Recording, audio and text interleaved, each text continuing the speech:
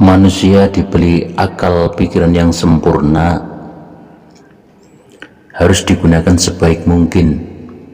Contoh sekarang di bulan puasa, kita diperintahkan untuk menjalankan puasa. Tapi kan seharusnya atau seyogianya kita paham untuk apa kita berpuasa dan apa hakikat puasa. Jadi contoh kecil, seumpama kita diperintah sama orang tua kita, nak menyapu ya. Nah, dengan begitu kan seharusnya kita paham untuk apa kita menyapu. Oh, biar bersih. Oh, biar tidak kotor, agar rapi. Tidak hanya, oh ya karena saya diperintah untuk menyapu. Kan harusnya gitu, saudaraku ya. Jadi apa hakikat dari puasa ini?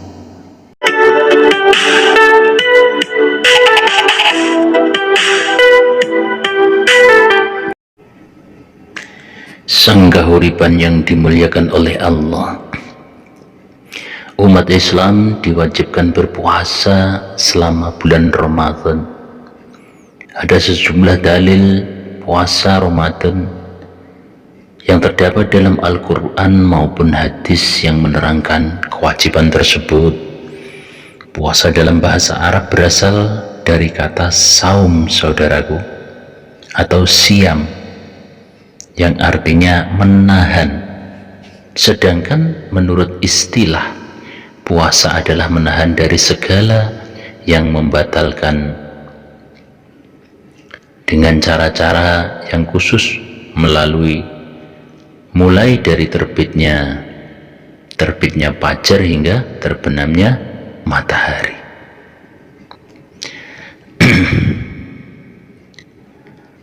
Ibadah yang memiliki sejumlah keutamaan, salah satunya dikatakan Imam Al-Ghazali dalam kitab Ihya Ulumuddin, bahwa puasa menjadi sangat istimewa dibanding ibadah lainnya, sebab Allah Subhanahu wa Ta'ala akan memberikan ganjaran langsung kepada hambanya. Dalil puasa Ramadan yang terdapat dalam Al-Quran, kan ini perintah Allah sebenarnya. Dalam puasa Ramadan, Al-Quran termaktub dalam surat Al-Baqarah, yakni pada ayat-ayat yang berbunyi Al-Baqarah ayat 183, Ya ayyuhalladzina amanu kutiba alaikumus syiyam kama kutiba alal ladzina min qablikum la'allakum tattaqun. Wahai orang-orang yang beriman. Jadi di sini yang diseru itu orang-orang yang beriman. Kenapa tidak ya ayyuhalladzina muslimun atau wahai orang-orang Islam? Tidak. Di sini yang dipanggil orang yang beriman. Jadi panjenengan lihat, yang berpuasa ini sebenarnya yang dipanggil itu orang yang beriman, yang sudah percaya dengan adanya ini. Karena ini penting sekali. Wahai orang-orang yang beriman, diwajibkan atas kamu berpuasa bagaimana diwajibkan atas orang sebelum kamu, agar kamu bertakwa. Coba kita kupas, saudaraku, dari dawahnya Allah ini. Jadi sini dijelaskan, ini dilakukan dari turun-temurun, dari agama ke agama. Setiap agama itu ada puasa. Puasa menurut orang syariat yaitu menahan makan, lapar dan minum dari subuh terbitnya matahari sampai maghrib. Tidak boleh bersetubuh dengan istri di siang hari. Apa maksud dari ini semua? Kalau yang dipanggil tadi orang yang beriman, beriman itu adalah orang yang bertakwa. Orang yang bertakwa itu manusia yang sudah yakin bahwa dirinya itu dihidupi, dirinya itu bagian dari Allah. Ya. Kan harusnya mau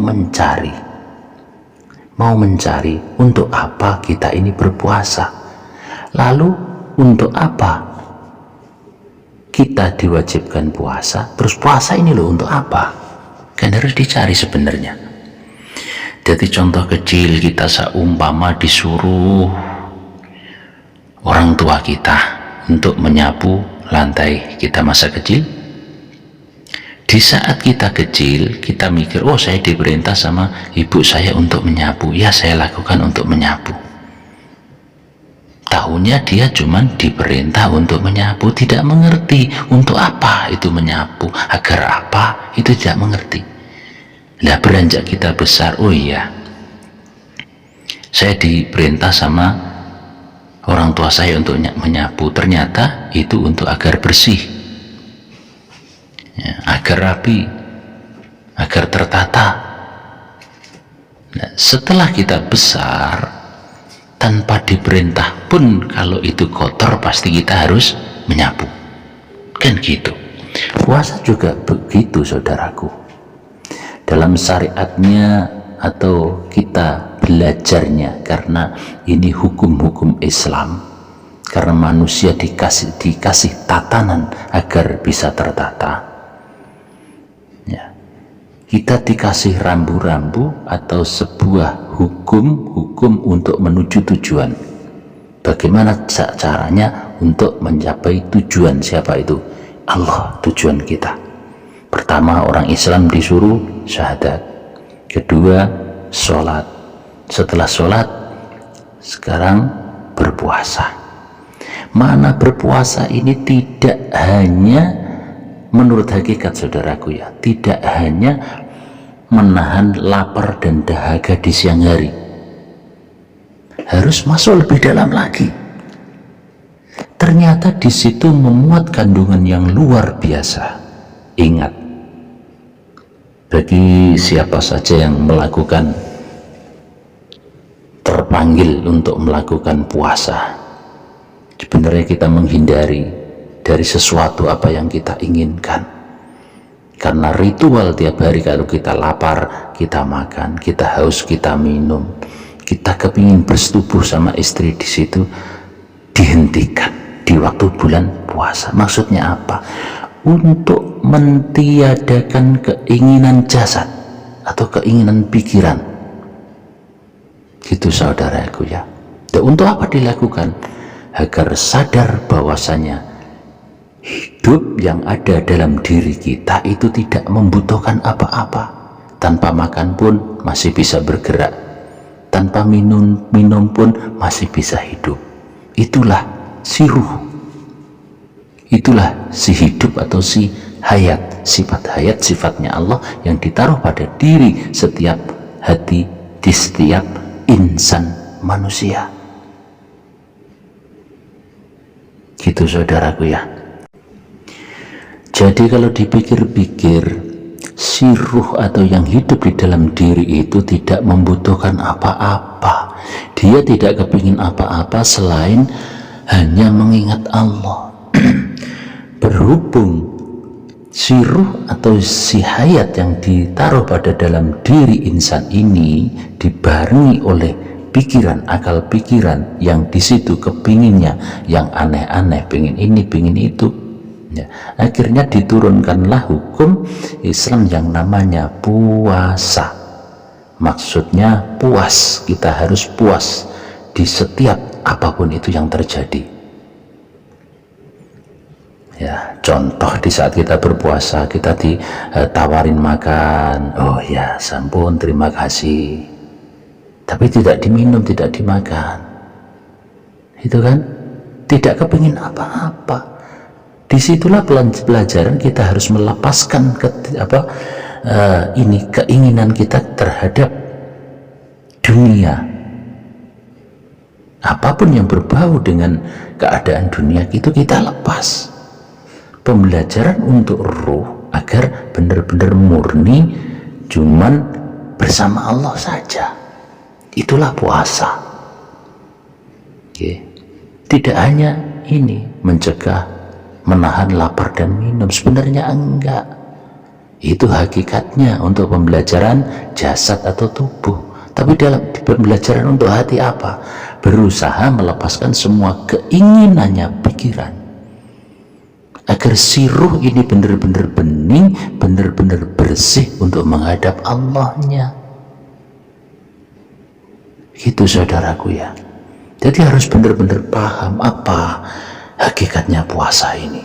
Ternyata mengajari yang hidup di dalam diri kita itu sebenarnya tidak membutuhkan apa-apa, tidak punya keinginan apa-apa.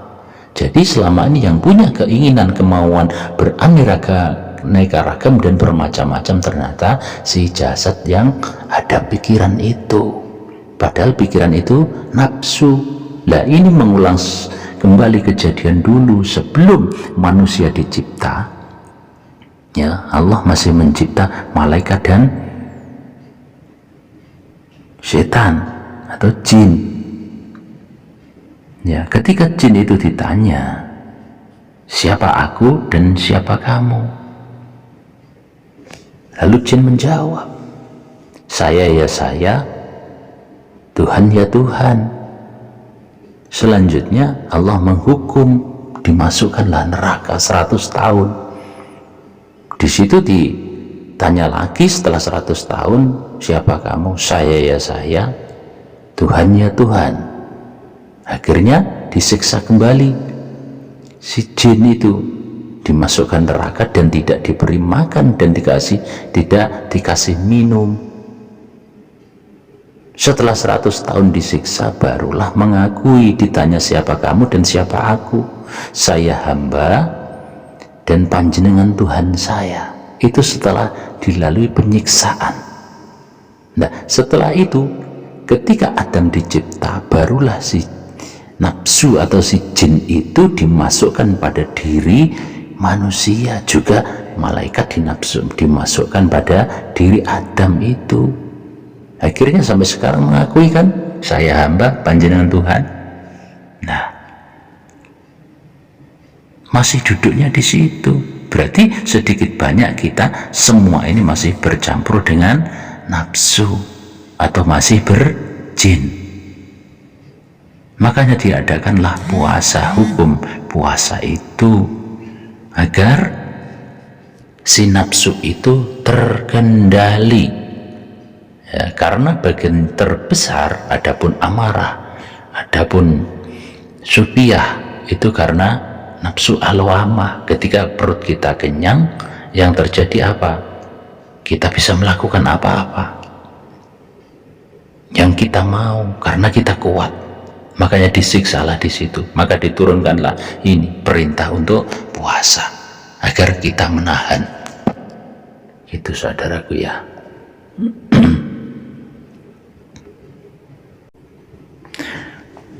Rasulullah Shallallahu Alaihi Wasallam bersabda kembali, "Qad ja'akum Ramadan syahrul mubarak, aftaradallahu alaikum siyamah, tuftahu fihi abwab jannati wa yuglaqu fihi abwabul jahim,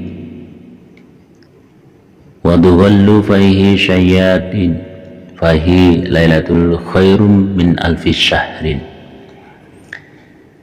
Yang artinya telah datang bulan Ramadan, bulan penuh berkah, maka Allah mewajibkan kalian untuk berpuasa pada bulan itu.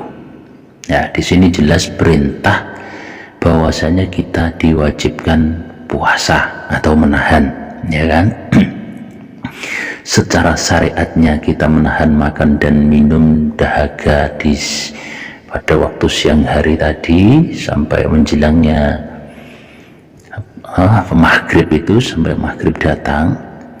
Nah, saat itu pintu surga dibuka. Pintu surga dibuka. Lalu pintu-pintu neraka ditutup, para setan diikat. Dan pada bulan itu pula terdapat satu malam yang nilainya lebih baik dari 1000 bulan. Ayo kita kupas. Pada bulan Ramadan ini penuh keberkahan yang Allah mewajibkan bagi orang yang beriman untuk berpuasa di bulan Ramadan ini. Ya kan, gitu kan maturnya Rasul. Saat itu pintu surga dibuka. Ya, di saat siapapun yang mampu menahan, ya, menahan lapar dan minum, menghindari sebuah keinginan nafsu tadi, maka pintu surga dibuka. Karena apa? Hati kita tenang, ada makanan banyak, kita sudah tidak kepingin lagi, ya kan? Ada minuman es sudah tersedia yang nikmat-nikmat, kita sudah tidak kepingin lagi, ya kan? Ada orang cantik, istri cantik, ibaratnya sudah tidak pakai baju lah, kita sudah tidak punya hasrat di situ. Karena apa? Kita sudah menahan dari kesemua goda itu. Gitu saudaraku ya. Hati kita sudah tenang, tidak punya keinginan apa-apa. Itulah yang dibilang surga atau taman atau kedamaian dalam hati kita. Lalu pintu-pintu neraka ditutup, ya kan? Pintu neraka ditutup. Benar kan? Neraka kan sifat panas, sifatnya sumpek, tidak enak, tidak nyaman. Bagaimana kita tidak nyaman, kita sudah tidak ingin apa-apa, makanya di situ sudah ditutup pintu neraka. Karena apa? Kita sedang menjalani dalam kedamaian yang luar biasa, sudah tidak keinginan apa-apa. Kan itu hakikatnya orang berpuasa.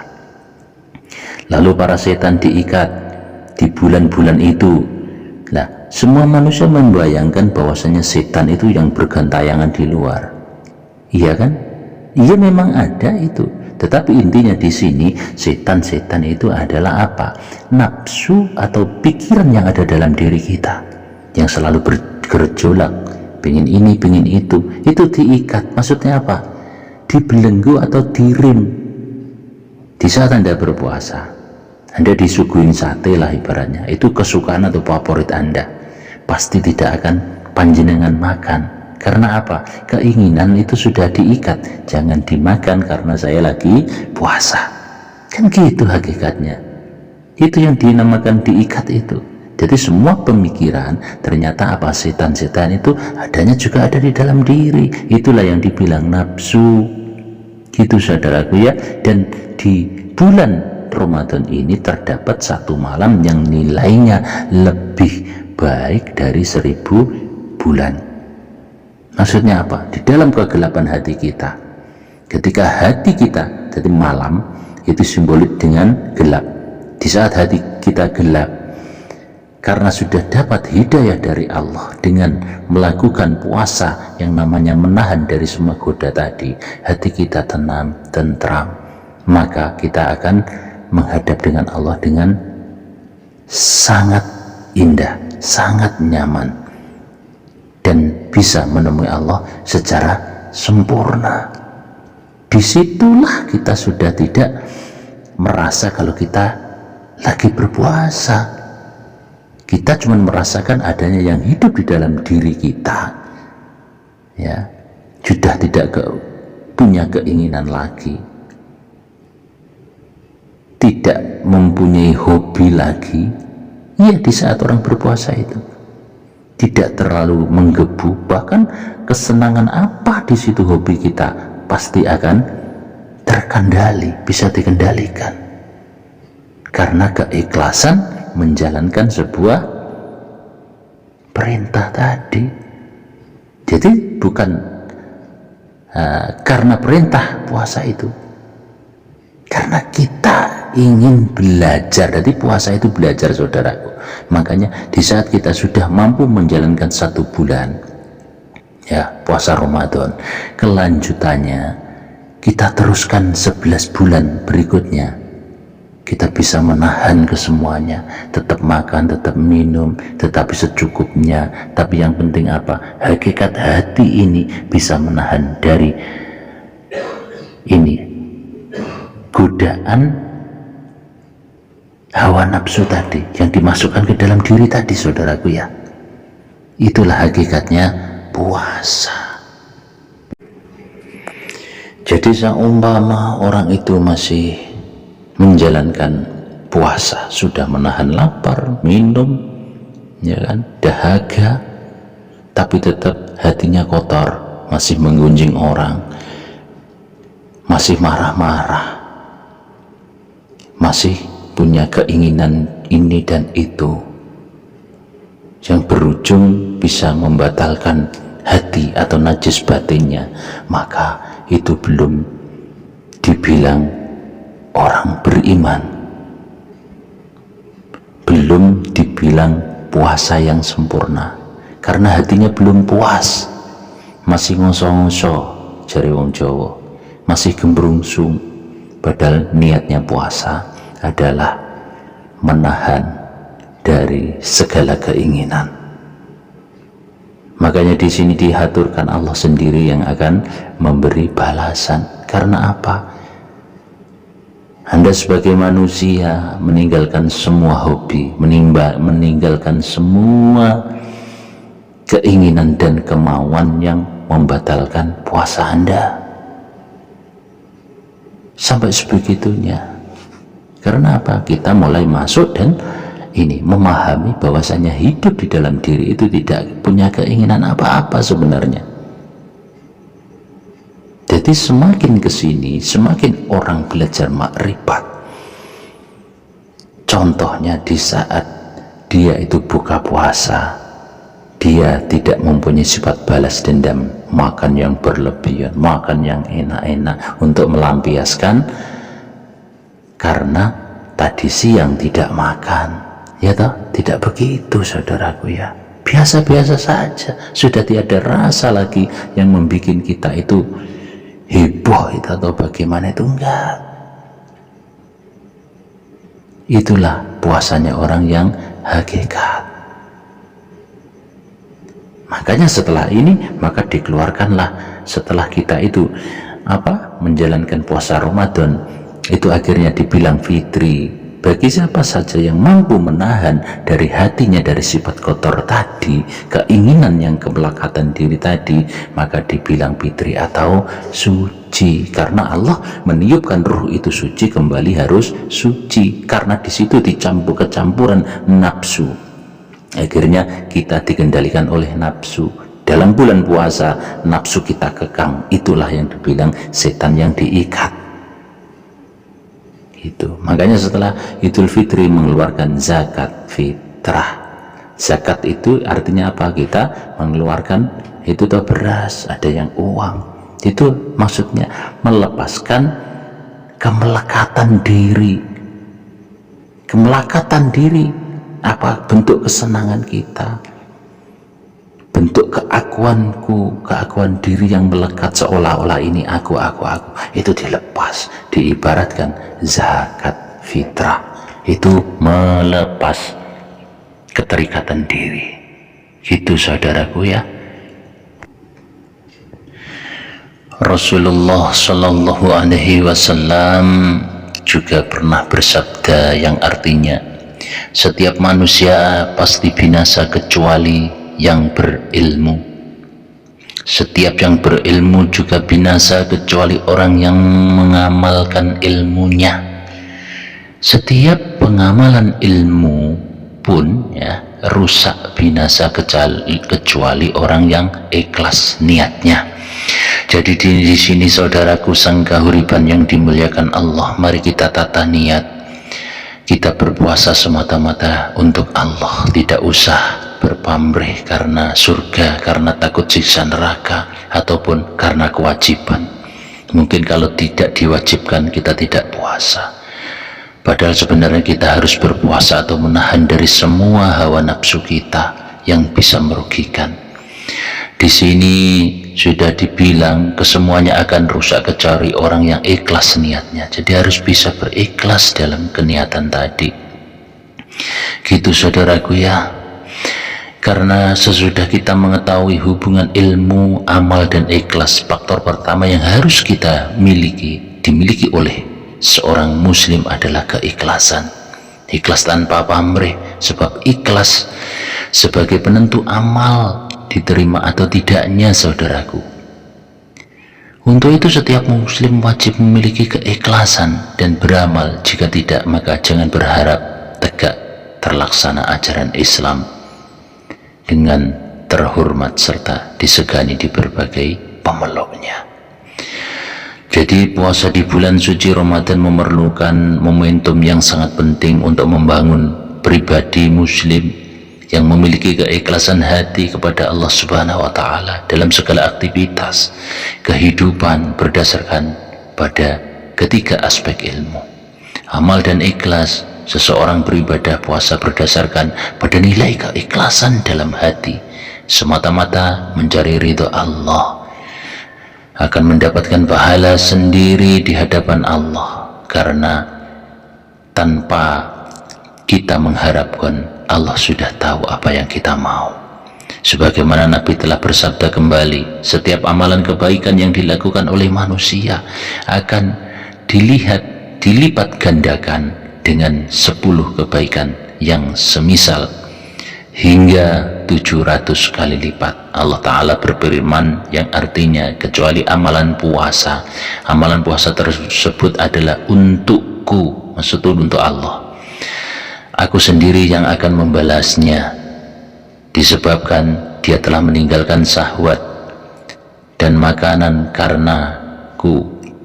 Bagi orang yang berpuasa akan mendapatkan 2 kebahagiaan, yaitu kebahagiaan ketika berbuka dan kebahagiaan ketika berjumpa dengan Rabb-nya. Sungguh bau mulut orang yang berpuasa lebih harum di sisi Allah daripada bau minyak kasturi. Itu hadis Bukhari, ya. Begitu agungnya puasa karena langsung berhubungan dengan Allah sendiri. Jadi saudaraku ya, mari di bulan puasa ini benar-benar kita gunakan kesempatan untuk membangun kepribadian yang sempurna, karena pentingnya membangun keikhlasan hati kepada Allah. Setiap muslim tidak berlatih diri dalam kerangka membangun pribadi-pribadi yang ikhlas, menerima ing pandum dalam beribadah pun kepada Allah Subhanahu wa Ta'ala tanpa ada tendensi apapun. Kita buang semua harapan, ya. Kita buang semua embel-embel bahwasanya kita ingin ini, ingin itu, ingin dibalas, ya. Karena Allah lebih tahu dari apa yang kita mau.